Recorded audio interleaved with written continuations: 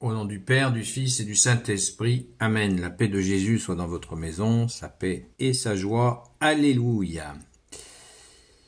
Nous poursuivons la lecture de l'évangile, du Saint-Évangile selon Saint Jean chapitre 6, versets 16 à 21. Que ta parole, ô Jésus, rentre dans mon esprit, que ma bouche proclame ta parole et que mon cœur l'accueille. Amen. En fin de journée, les disciples descendirent vers le rivage, il faisait déjà nuit, et Jésus était toujours là, avec eux. Ils montèrent donc dans une barque, cherchant à traverser la mer en direction de Capharnaüm. Mais la mer était déchaînée, car le vent soufflait très fort. Quand ils avaient déjà ramé 4 ou 5 kilomètres, ils virent Jésus qui s'approchait de la barque. Il marchait sur la mer. Et les disciples eurent vraiment peur. Mais lui leur dit, « C'est moi, ne craignez pas. » Et comme ils voulaient le prendre dans la barque, au même moment, la barque toucha terre à l'endroit vers lequel il se dirigeait. Merci Jésus pour ta parole. C'est encore une frayeur de nos chers apôtres. C'est toujours très touchant de voir, juste après la multiplication des pains, cet événement, il arrive tout de suite après la multiplication des pains. Donc Jésus, tu mets le paquet. Cette formation des apôtres, ces chocs des apôtres, c'est une préparation, bien sûr, et c'est ce que, hélas, certains oublient quand ils s'imaginent pouvoir faire des miracles. C'est que la préparation de Jésus est vraiment costaud. S'il y a des gens qui font des miracles, eh bien, ça peut pas se faire du jour au lendemain. Il y a une préparation. Même les saints apôtres ont été préparés pendant 3 ans par Jésus lui-même. Voilà. Un peu d'humilité. Parce que c'est vraiment cette préparation, ces chocs, on sait aussi même que sur les apôtres, il y en avait 3 particulièrement près de Jésus, Saint Jean, Saint Jacques, 4. Saint Jean, Saint Jacques, Saint Pierre, non, donc 3, oui. 3 apôtres toujours très proches de Jésus dans les miracles, nous le verrons à d'autres moments. Ou peut-être en avez-vous déjà le souvenir. Pourquoi Jésus pourquoi Jésus est en train de marcher sur l'eau alors qu'il vient d'avoir la multiplication des pains? Ça, je ne sais pas. On peut imaginer des choses qu'ils ont. Je ne sais pas. Jésus leur montre, après avoir fait cette multiplication des pains et des poissons, qu'ils pouvaient manger autant qu'ils en voulaient, nous précise la parole. Eh bien, Jésus, tu te montres marchant sur l'eau. Peut-être une façon de nous montrer que le doute, même quand nous voyons quelque chose, ça nous arrive dans nos vies des fois, quand nous avons une grâce de Jésus ou un miracle de Jésus dans notre vie, eh bien, de rester dans cette confiance qu'il a bien eu lieu, que nous avons bien eu cette grâce, et nous marchons sur l'eau avec Jésus, avec toi Jésus, puisque vous savez que les Hébreux, l'eau symbolise chez les Hébreux, à ce moment-là, les fonds sous-marins représentent l'endroit où le mauvais, les démons préparent leur mauvais coup, puisqu'on ne voit pas, ils n'avaient pas d'appareil pour voir les fonds marins. Donc, ils estimaient que sous l'eau se préparaient tous les coups tordus des démons. Donc, quand Jésus marche sur l'eau, c'est qu'il marche sur les problèmes, sur les difficultés, sur les épreuves. On le suit en marchant sur l'eau. Mais il faut rester à flot, bien sûr. Si on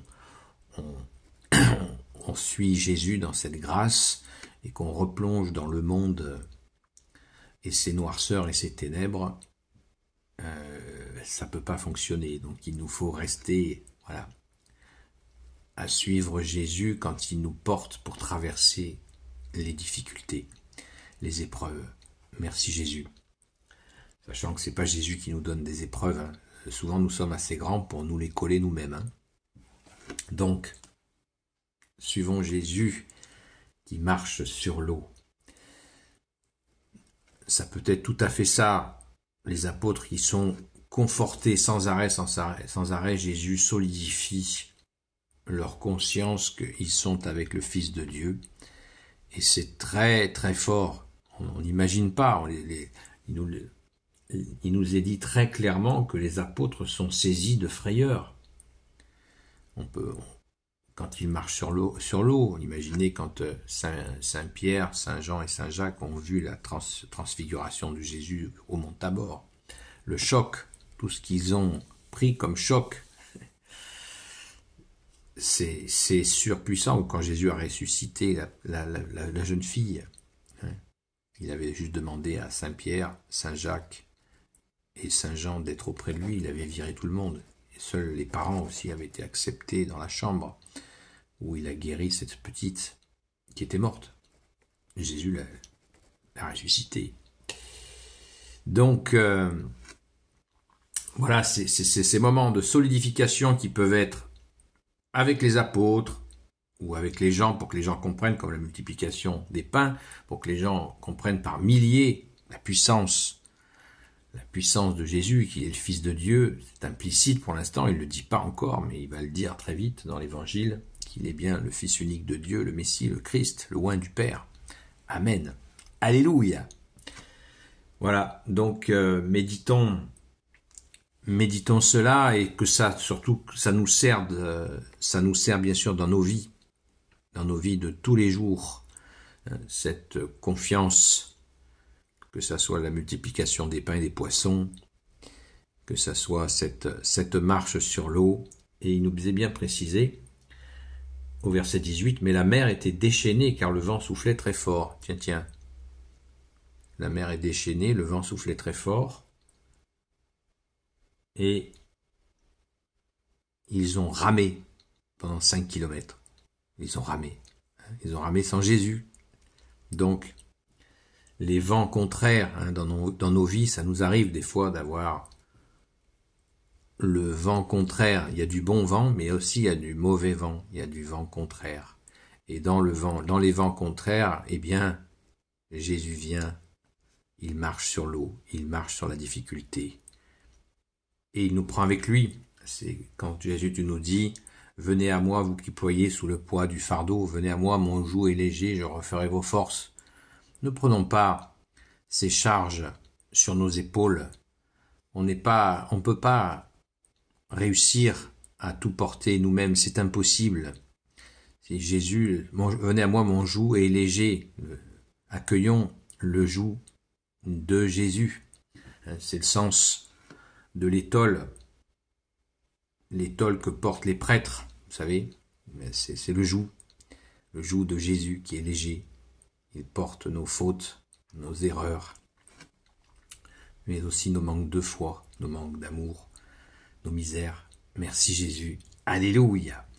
Gloire éternelle soit au Père et au Fils et au Saint-Esprit, maintenant et toujours et pour l'éternité. Amen. Ô Jésus, toi qui peux tout et qui portes tout, toi le Sauveur, toi l'Emmanuel, je te confie toutes celles et ceux qui regarderont cette vidéo ainsi que leurs proches selon ta seule volonté. Ô Jésus, Sainte Marie, Reine des cieux, toi l'Immaculée Conception, toi qui écrases le serpent, toi qui as la lune sous tes pas, toi notre Mère, Notre-Dame, Saint Joseph, toi le juste et le saint, toi le sage, toi la terreur des démons, toi le saint gardien de la Sainte Église catholique et apostolique, Sainte Marie-Madeleine, notre chère Sainte Patronne, et vous, tous les saints et saintes, amis de toi Jésus, Saint Michel Archange qui est comme Dieu, Saint Gabriel Archange, Saint Raphaël Archange, et vous, tous les anges qui servez Jésus, je vous confie toutes celles et ceux qui regarderont cette vidéo, ainsi que leurs proches, selon ta seule volonté, ô Jésus. Quelques nouvelles du direct. Hier soir, donc, nous avons fait une discussion à 20h30 sur TikTok, sur la chaîne Seul Jésus Sauve, et nous avons parlé de l'espérance, ces échanges peuvent être regardés si vous allez sur TikTok. Vous pouvez y accéder. On a eu des beaux échanges sur la question de l'espérance par ta grâce, ô Jésus, toi qui as déposé en nous c'est la deuxième vertu que tu nous as donnée à notre saint baptême, l'espérance. Nous avons reçu la foi, notre saint baptême, l'espérance et la charité, vous le savez.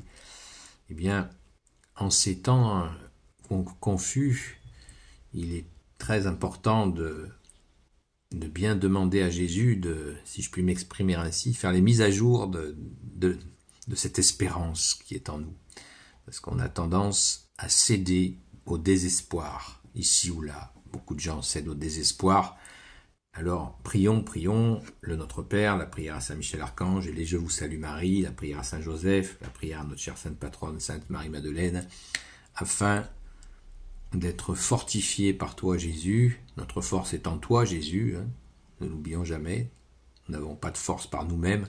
C'est toi qui nous donnes ta force, ô Jésus, et tu nous donnes cette force d'espérer, parce que le désespoir est une tentation.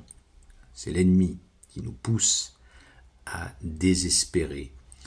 Tu nous dis, bien-aimé Jésus, veillez et priez afin de ne pas tomber en tentation. Il n'y a pas que la tentation de la chair, il y a la tentation du désespoir, et je pense qu'elle est très très importante en ce moment. Beaucoup de gens écoutent prophétie sur prophétie, et waouh! Dites-vous bien qu'aucune prophétie ne surpasse la parole de Jésus. La parole de Jésus, c'est le sommet. Tout l'enseignement de Jésus, c'est le Père, notre Père, le Père de Jésus, notre Père, qui demande à son Fils de transmettre cet enseignement. Donc il n'y a pas au-dessus que la parole de Jésus, qui est le Verbe du Père. Il n'y a rien au-dessus. Ni prophétie, ni tout ce que vous voulez, il n'y a rien au-dessus. Le monde passera, ma parole ne passera pas, nous dit Jésus. Nous avons des difficultés à intégrer cette vérité. Merci Jésus de nous y aider. Aucune parole n'est supérieure, aucun enseignement n'est supérieur au tien, Jésus. Amen, et tu es notre seul enseignant, notre seul guide et notre seul roi. Amen. À très vite.